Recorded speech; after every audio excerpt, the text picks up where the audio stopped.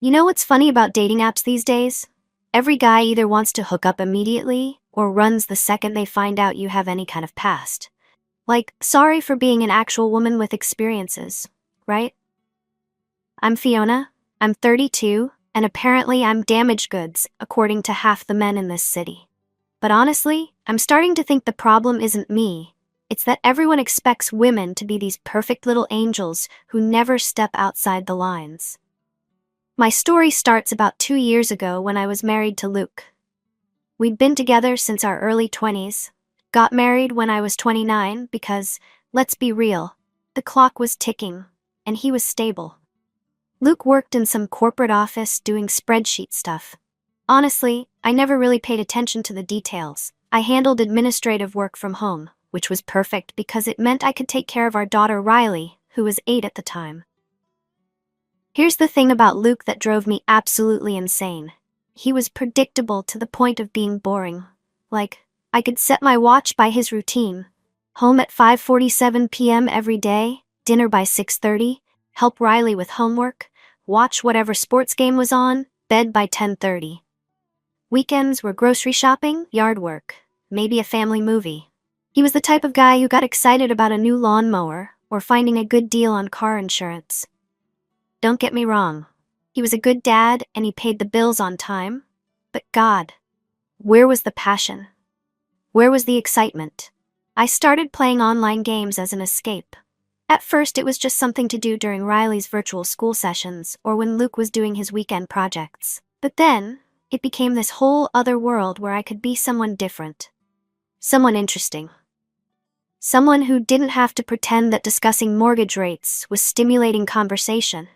The gaming community was full of people from all over, and for the first time in years, I felt like I mattered. People wanted to talk to me. They laughed at my jokes. They thought I was smart and funny. Luke barely looked up from his phone when I talked anymore. But these people actually listened. They made me feel alive again. So yeah, I found my excitement elsewhere. And honestly, I don't regret it. What happened after? That's complicated. But those months when I felt desired and wanted and like I was actually living instead of just existing, those were some of the best months I'd had in years. Meeting Damien changed everything, though I didn't realize it at first. He wasn't like the other guys in the gaming chat. He didn't try to impress me with stories about his job or his car. Damien was different, confident in this quiet, commanding way that made you want to know more. When he private messaged me after a particularly good game session, I felt this little thrill I hadn't experienced in years. "You're not like the other players here," he wrote. "There's something about you." See, that's the thing. Damien noticed things. He paid attention in ways Luke never did. We started talking privately during my gaming sessions, which happened to be when Luke was at work and Riley was at school. Damien told me about his lifestyle. He was experienced, he said, in ways most men weren't. He had particular interests, and he had a way of talking that made you feel like you were the only person in the world who could understand him. "Most women can't handle what I need," he told me during one of our longer conversations. "They think they want intensity until they get it. But you're different. I can tell. And God help me, I believed him." After years of Luke treating me like a roommate who occasionally did his laundry, having someone see me as special felt like oxygen after drowning. Damien explained that he preferred relationships with structure, clear expectations. He liked to be in control, and he needed partners who could appreciate that dynamic. "It's not for everyone," he said, "but when it works, it's the most intense connection you can imagine." He told me about other women he'd been with, how they competed for his attention, how rewarding it was to be chosen by someone so selective. The competitive aspect should have been a red flag, but honestly, it excited me. Here was this man who could have anyone, and he was interested in me. Me, the suburban mom who hadn't felt sexy in years. When he started explaining how his relationships worked, how he expected availability, how he rewarded good behavior, how he had zero tolerance for games or drama, it didn't sound controlling. It sounded like finally being with a man who knew what he wanted. Luke, meanwhile, was completely oblivious to any of this. He'd come home from work, ask about my day in that automatic way married people do, and I'd give him some generic answer about housework or Riley's school stuff.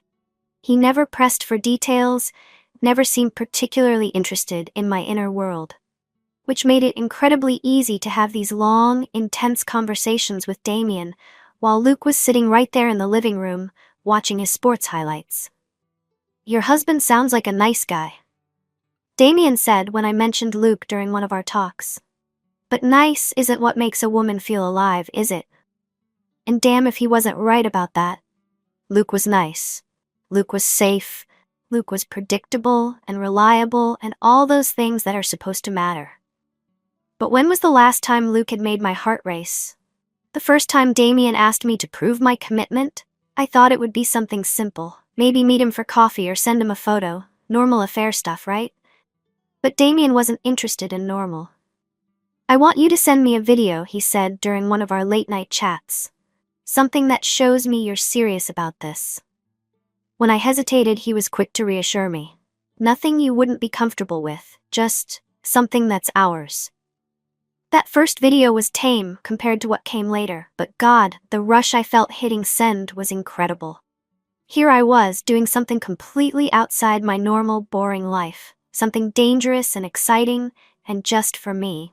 When Damien responded with genuine appreciation, detailed feedback about what he liked, how it made him feel, I felt more alive than I had in years. "You're a natural," he told me. "Most women are so self-conscious, but you understand what this is about. You get it." And I did get it. This wasn't just about sex or rebellion. This was about finally being seen, really seen. The requests escalated gradually, videos from different locations, specific outfits or positions. Times when the risk was higher, like when Luke was in the next room or during Riley's virtual classes. Each time, Damien would explain how the challenge made it more meaningful. "Anyone can be brave when there's no risk," he said. "But this shows me who you really are." I started planning my days around Damien's requests. Luke's work schedule became my opportunity window. Riley's activities became my cover stories. I got incredibly good at calculating exactly how long I had and what I could accomplish in that time. The logistics became almost as thrilling as the acts themselves. The most intense incident happened on a random Tuesday afternoon. Damien had driven to my city, about 2 hours from where he lived, and wanted to meet, not at a hotel or some discreet location, but in his car. "In my neighborhood. I want to be close to your real life," he said. "I want to know I'm right there while your husband sits at home with no idea." I told Luke I was running errands and would be back in an hour. Meanwhile, Damien parked 3 blocks away, and I walked over like I was just going for a stroll around the neighborhood. The whole time, my heart was pounding, not from fear, but from the pure adrenaline rush of it all. Being with Damien in his car while Luke was literally sitting in our living room was the most intense experience of my life. The risk, the secrecy, the knowledge that I was living a completely double life. It was intoxicating. Damien kept talking about how brave I was, how most women couldn't handle this level of intensity, how special our connection was. After Damien left, I walked back home like nothing had happened. Luke was exactly where I'd left him, scrolling through his phone while some game played in the background. "How were your errands?" he asked without looking up. "Fine," I said. "Got everything I needed." And technically, that wasn't a lie. That night, lying next to Luke while he slept, I felt like I was living 2 completely different lives. There was daytime Fiona. Mom, wife, woman who remembered to buy school supplies and schedule oil changes. And then there was real Fiona, the woman who took risks, who was desired, who was finally living instead of just existing. The unraveling started on a Thursday morning in March. I'd gotten careless, sloppy, really, about deleting messages and clearing browser history. After months of successfully managing my double life, I guess I'd gotten overconfident. Luke came into the home office while I was in the shower, looking for his phone charger, and saw my laptop open with message notifications from Damien displayed right there on the screen. When I came downstairs, Luke was sitting at the kitchen table with my laptop open in front of him. Not confrontational, not angry, just reading. The way he might read a work email or a news article. "Fiona," he said without looking up, "we need to talk." My first instinct was to slam the laptop shut and deny everything, but the evidence was right there. Months of conversations, photos, videos, our entire relationship laid out in explicit detail. Instead, I went on the offensive. "You went through my computer? Luke, that's a complete invasion of privacy." He finally looked at me then, and his expression was just tired. Not devastated or furious like I'd expected, just exhausted. "Privacy?" he said quietly. "Fiona, you've been having an affair for 4 months. You sent this man videos from our daughter's school event from our bedroom." The way he said it, so matter-of-fact, like he was reading a grocery list, made me angrier than if he'd started screaming. "You don't understand," I told him. "You never understand anything. Do you have any idea how lonely I've been? How ignored I've felt? So you decided to film yourself having sex in our driveway while I was upstairs helping Riley with her homework?" Luke's voice never rose above conversational level, which somehow made everything worse. "That was your solution to feeling lonely?" I wanted him to fight back, to show some passion, to prove that he cared enough to be angry. Instead, he just kept reading through our messages with this clinical detachment that made me feel like a specimen under a microscope. "I'm calling a lawyer today," Luke said, standing up from the table.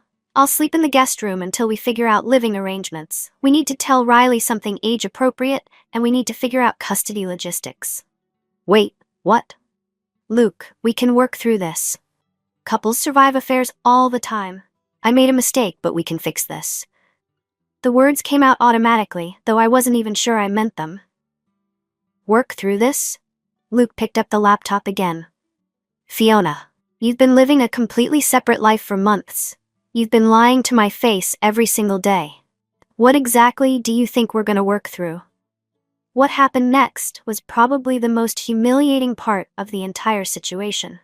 After Luke's discovery, I immediately messaged Damien to explain what had happened and ask what we should do. His response was a single sentence. "This is exactly what I said would happen if you got careless. No, I'm sorry this happened. No, let's figure this out together." Just disappointment that I'd created drama, which he'd specifically said he didn't tolerate. When I tried to call him, he didn't answer. When I sent follow-up messages explaining that I was willing to leave Luke, that I was serious about choosing him, he responded with, "I think you misunderstood what this was. I was very clear about my boundaries from the beginning." Reading that message felt like being slapped. Months of "you're special and you understand me like no one else," and suddenly I'd misunderstood what we had? "What are you talking about?" I wrote back. "You said I was different. You said what we had was intense and meaningful." "It was fun," he replied. "But I told you from day one that I don't do drama. Your husband finding out is drama." And just like that, Damien was gone. Blocked on all platforms, phone number disconnected. 4 months of daily communication, of feeling understood and desired and alive, ended with the emotional equivalent of a shrug. Meanwhile, Luke was methodically documenting everything. Screenshots of conversations, timestamps of when I'd claimed to be running errands versus when I was actually with Damien, financial records showing money I'd spent on lingerie and other gifts for my affair partner. The divorce proceedings were swift and brutal, though not in the way I'd expected. Luke wasn't trying to destroy me. He was just protecting himself and Riley with the same methodical approach he brought to everything else. His lawyer had put together a comprehensive timeline of my affair, complete with evidence of my lies, my financial deceptions, and documentation of times when my attention to the affair had impacted my parenting, like the afternoon I'd been so focused on a video call with Damien that I'd forgotten to pick Riley up from her friend's house. The financial settlement was fair, but devastating. Luke kept the house, I got half our savings account, and I was responsible for finding my own place. Since I'd been working part-time from home, my income wasn't enough to maintain anything close to our previous lifestyle. But the social fallout was almost worse than the financial reality. Word spread quickly in our neighborhood and social circles. Luke didn't go around bad-mouthing me, but he also didn't pretend our marriage had ended due to irreconcilable differences when people asked. "Fiona had an affair," was apparently Luke's standard response. Not mean, not detailed, just factual. which meant everyone knew exactly why our marriage had ended. Most of our mutual friends gravitated toward Luke. He was the stable one, the one with the house and the consistent parenting schedule, and no drama. I was the one who'd blown up her family for a man who wouldn't even take my calls anymore. Riley handled the divorce better than I'd expected, probably because Luke made such an effort to maintain her routine and stability. But I could see her pulling away from me emotionally, choosing to spend extra time at Luke's when she had the option, being less chatty during our phone calls. A year and a half after the divorce was finalized, I was finally ready to start dating again. Or at least, that's what I told myself as I created profiles on various apps. The reality was more complicated. I was lonely, I missed having a partner, and I was tired of spending every evening alone in my apartment while Riley was at Luke's. But dating as a divorced 32-year-old single mom turned out to be its own special kind of hell. The first few guys I matched with seemed promising until we got to the "what ended your marriage" conversation. "So you cheated," was the typical response once guys pieced together the timeline. Not a question, just a statement that changed the entire dynamic of whatever we'd been building. Some guys saw it as an opportunity. If I'd cheated once, clearly I was the type of woman who was up for anything, right? They'd push for sex on the first date, make crude comments about what I must be into, treat me like I was damaged goods who should be grateful for any attention. Others went the opposite direction, treating me like I had some kind of moral deficiency that made me unsuitable for anything serious. "I'm looking for someone with traditional values," one guy told me. "Someone who understands commitment." The few relationships I did manage to start never lasted more than a few months. There was always some issue. They couldn't handle my custody schedule with Riley. They were intimidated by my sexual experience. They thought I was too intense or had too much baggage. Meanwhile, Luke seemed to be doing just fine. Better than fine, actually. Through Riley, I heard about his new girlfriend, someone he'd met through work, who was apparently great with kids and had never been married before. Someone without my complicated history or emotional baggage. "She's really nice," Riley told me during one of our weekends together. "She makes these cookies that look like flowers, and she knows how to braid hair in this cool way." Perfect. Luke had found himself a nice, uncomplicated woman who made cookies and braided hair and probably thought his lawn mowing routine was charming instead of soul-crushing. But here's what really bothered me. Everyone acted like Luke finding happiness was proof that I'd been the problem all along. Like the fact that he could move on and build something healthy meant that our marriage had failed entirely because of my choices. Nobody wanted to acknowledge that maybe Luke had learned from our relationship too. Maybe he was putting more effort into romance with his new girlfriend because he'd seen what happened when you took your partner for granted. But no. The narrative was that Luke was this perfect husband who'd been wronged by his selfish, cheating wife. 6 months into Luke's new relationship, I was still struggling to find anything that lasted more than a few dates.